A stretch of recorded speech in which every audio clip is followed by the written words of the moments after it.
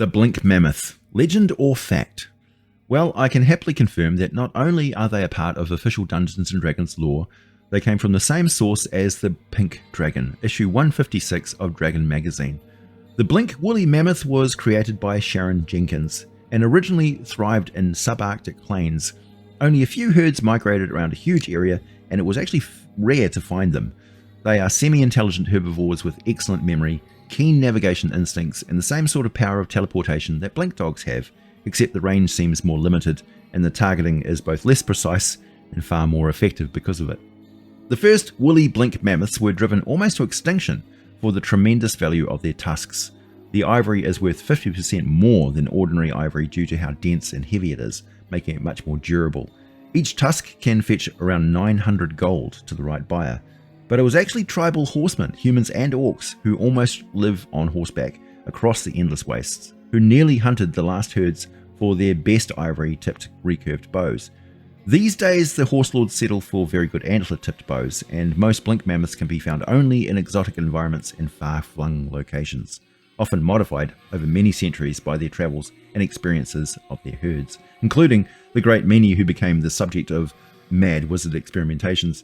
And there have been quite a few, thanks to wizards always trying to please their martial allies with ever more bizarre and dangerous battle mounts. It's not impossible to ride a blink mammoth, and yes, they can teleport with someone riding them, within reason. About the largest rider they could manage would be a minotaur or a furbolg character, but for blink mammoths, teleporting is instinctual for them, so they may attempt to do so at the wrong moment and end up teleporting without their rider, which will be increasingly more likely the more often they are forced to teleport in one day, a process which they find more tiring than the blink dogs seem to. Also, the blink dogs are far more agile teleporters than the mammoths, with a shorter range and capacity but a higher number of blinks possible over time. Blink mammoths teleport as a reflex. They generally teleport a short distance, around 60 feet, and land in an almost random location at their target destination.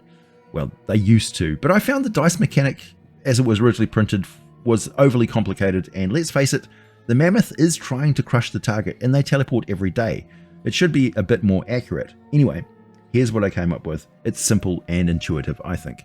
You see, previously, each round that a blink mammoth is within 60 feet and antagonized or dangerously startled, you would roll a 1d12. On a result of 5 or higher, they teleport. You then roll 1d12 again to determine where they land. On a 1, it's right in front of the creature. On a 2, it's to the left front side of the creature. On a 3, the right front side of the creature. On a 4 to 8, the mammoth lands immediately behind the creature, and only on a 9 to 12, the mammoth lands directly on top of the creature. So you got to roll 1d12, get over 5, and then you've got to roll again and get over a 9 in order to just hit the target. So instead, I just make it more of a reliable attack for the mammoth. The creature the blink mammoth teleports on top of must make a DC 15 dexterity saving throw for half damage, otherwise the creature takes 4d8 plus 7 bludgeoning damage and will be knocked prone. Super easy.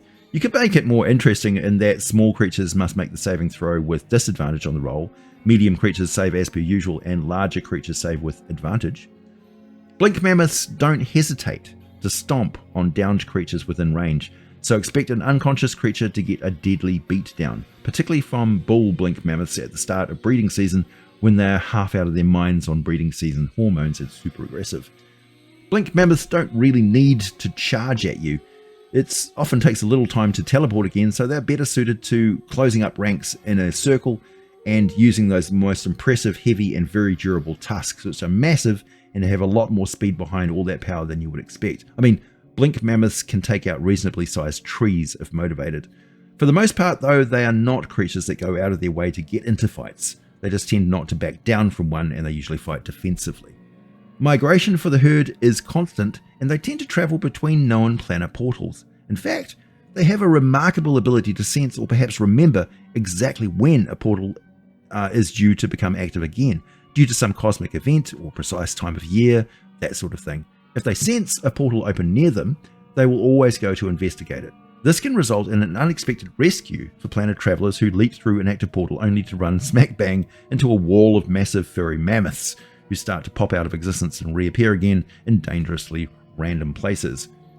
If whatever monster was chasing you decides to chase you through the portal, the blink mammoths are most certainly going to attack the threat. So Be careful not to harm them or seem threatening to the mammoths, and you should be fine. Just try not to get pancaked by a falling mammoth in the resulting chaos. Mammoths never went totally extinct on the world of Toril. They have been around since the ancient days of Thunder and coexisted with humans in largely the same territory back when the scaled folk rose to form the first great empire. Their numbers were lowest toward the end of the Elven Crown Wars, where the creatures were faced with massive loss of habitat and being captured by the Elven forces to be used as war beasts and living siege weapons. It's unknown if the Blink Mammoth was created first by use of magic, or if they occurred naturally within the mammoth population on worlds rich with magical power. They are very hardy creatures, considering their size, and have domed heads, small ears and tail, thick woolly fur, and other adaptations to surviving in frozen environments. Mammoths, by the way, are quite different from mastodons. Mastodons have a much more elephant-looking appearance, whereas the mammoth has got a much more rounded and stumpy sort of look to them. Stocky, you could say. The average shoulder height is close to 10 feet tall, and they can weigh around 6 tons, so you would think they need to eat tons of vegetation every day. Well, they are pretty clever eaters. They'll munch their way through any flowering plants such as sunflowers and milkweeds, which is their primary source of food, then graze on the most nutritious stuff they can get easily access to, and then work their way down to less nutritious woody plants. So they tend to eat very efficiently, and if they need to move on quickly, they've already gotten the best food available in the area before moving on. Adult Blink Mammoth reach breeding age by around age 12 to 15. Females are able to come pregnant once every 15 weeks or so. However, they usually reproduce offspring once every 3 or 4 years.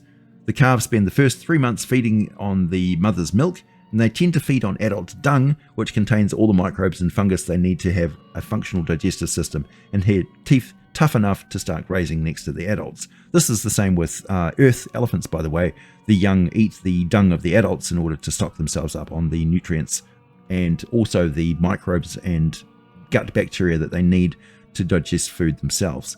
The Blink Mammoth can live around 50 years, but a generation for Blink Mammoths is considered to be around 20 years, which is a shorter amount of time than your average elephant.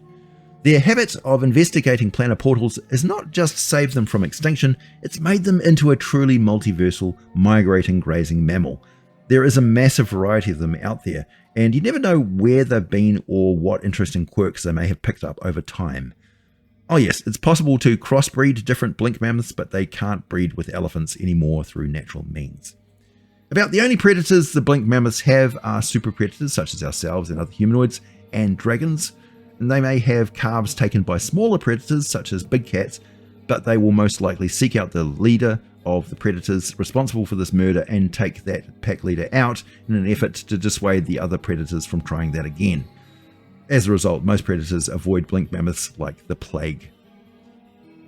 My name is AJ Pickett. I have an archive of tons of monster ecology and strategy videos for you to watch. Lots and lots of videos about D&D lore, magic items, character classes, exotic locations, D&D cosmology, the evolution of the game, all that sort of good stuff.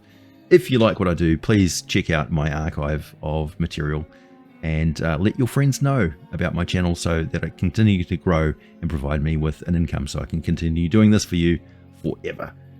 As always, thanks for listening, and I'll be back with more for you very soon.